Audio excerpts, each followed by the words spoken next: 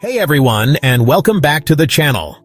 Today we're diving deep into the life of a man synonymous with Hollywood royalty, the one and only Clark Gable, the King of Hollywood, a name that conjures images of rugged charm and undeniable charisma.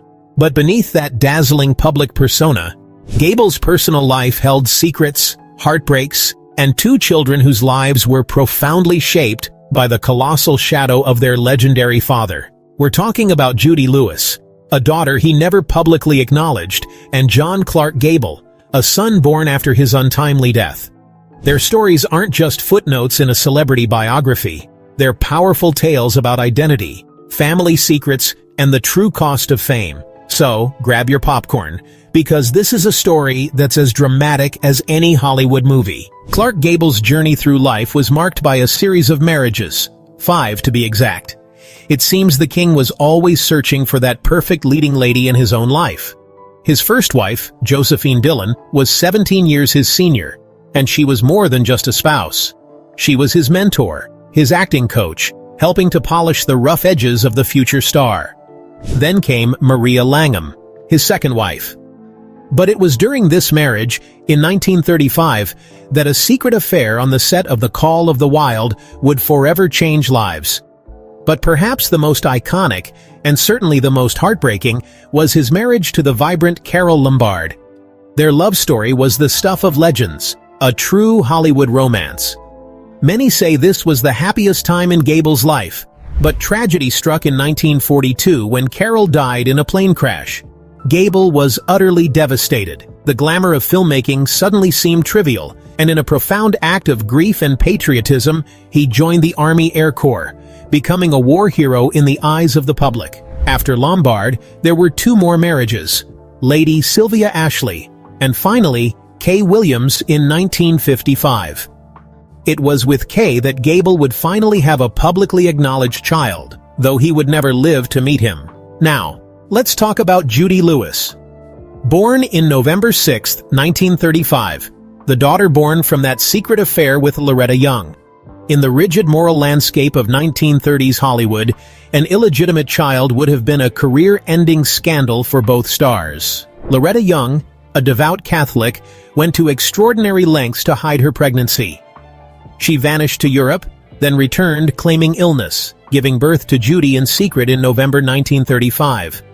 Weeks later, Judy was placed in an orphanage, only for Young to adopt her 19 months later, creating a public facade that fooled many. But the truth had a way of showing itself. Judy bore a striking resemblance to Clark Gable, especially those prominent ears that were almost a Gable trademark. Loretta Young even had Judy undergo a painful ear-pinning operation at age 7, and insisted she always wear bonnets to hide her features. Despite a privileged upbringing, Judy felt like an outsider, constantly struggling with a sense of identity. As she powerfully put it years later, lies and secrets are not only destructive, they're cruel. Judy met Clark Gable only once, a brief, poignant encounter when she was 15.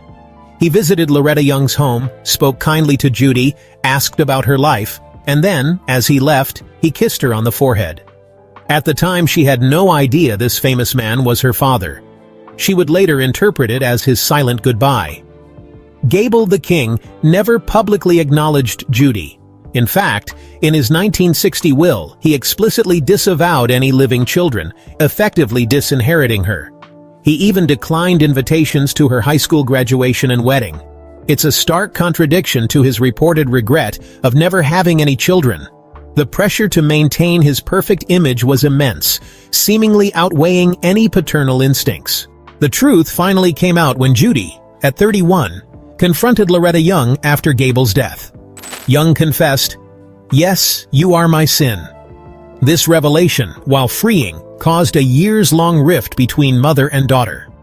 In 1994, Judy bravely published her memoir, Uncommon Knowledge, openly stating Clark Gable was her father.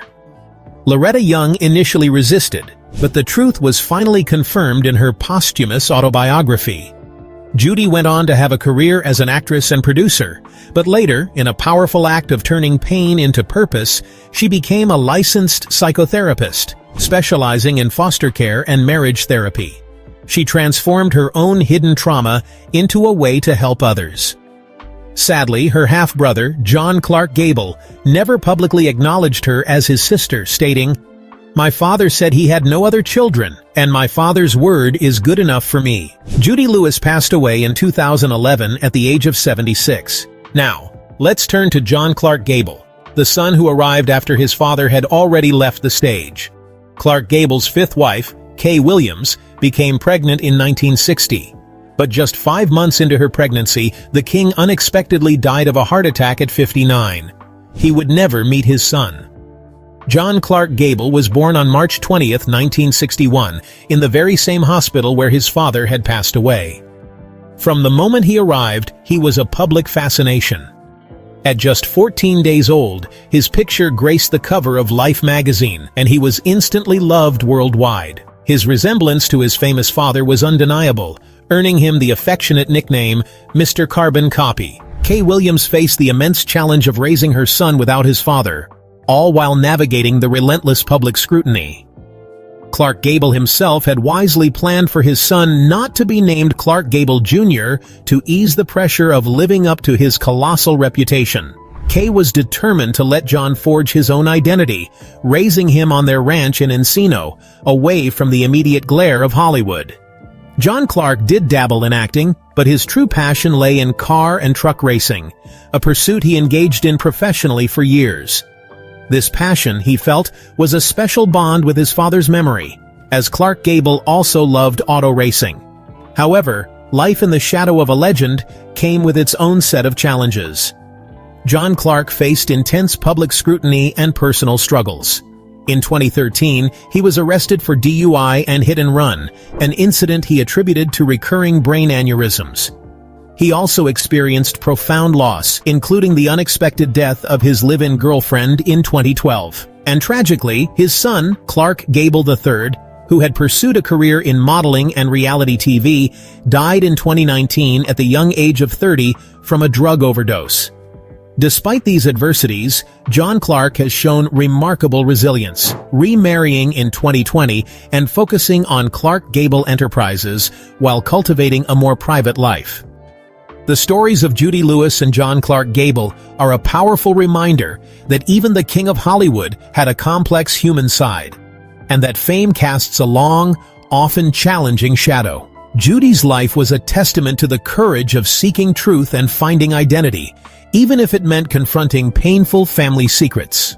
John Clark's journey highlights the unique burden of inheriting a legendary name without ever knowing the man behind it, and the resilience required to forge your own path. Their lives, though vastly different, both illustrate the enduring search for self, the intricate dynamics of family, and the profound, often hidden costs of stardom that ripple through generations. They stepped beyond the immediate shadow of Clark Gable, not by erasing his influence, but by living lives filled with their own purpose and strength. Thank you for joining me on this journey into the heart of Hollywood's golden age. If you found this story compelling, please hit that like button, subscribe for more deep dives, and let me know in the comments what other Hollywood legends you'd like us to explore. See you next time.